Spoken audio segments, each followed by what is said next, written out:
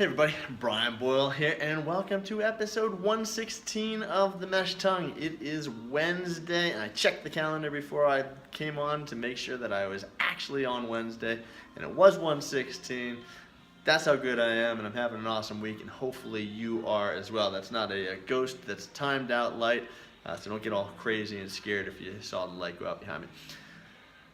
Hey, I appreciate the questions, comments. Send those to Brian, B-R-I-A-N, at company, the number 5, that's the number 5k.com. So Brian at company5k.com. I will be happy to get back to you with those. And today's episode comes from actually a question that I had from somebody. See, sometimes we'll answer these, on a video depending on how many I think could benefit from them.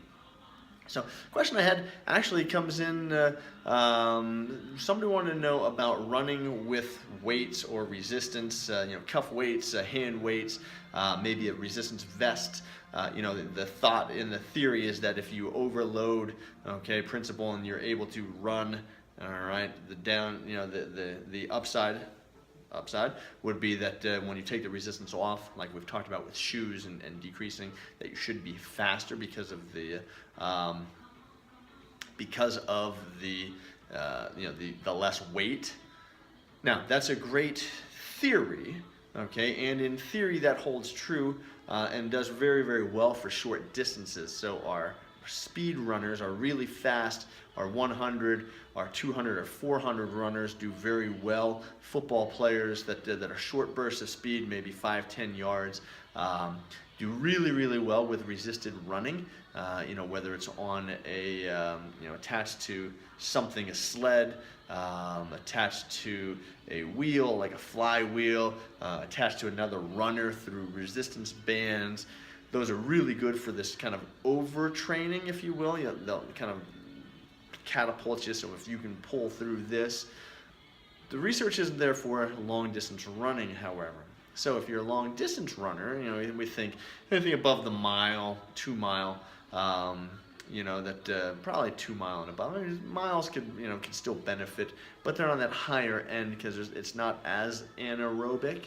So there's oxygen still being used. So anything above the 2 mile distance probably doesn't benefit from weighting or weights, wearing weights, vests, and that sort of thing.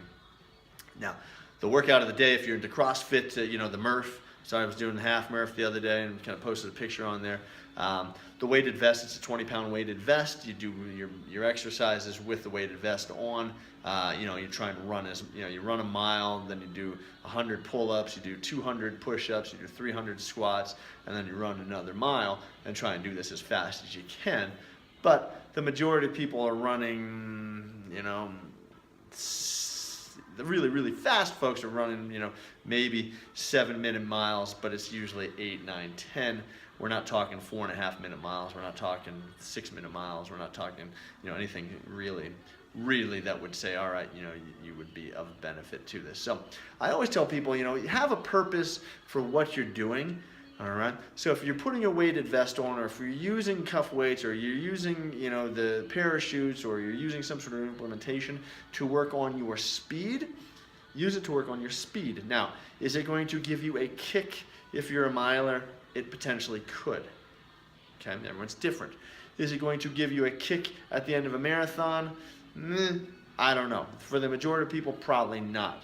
All right, you'll look at your typical marathoners, even the elite marathoners are going to get much more benefit through being anaerobic at that point, not necessarily having the resistance on.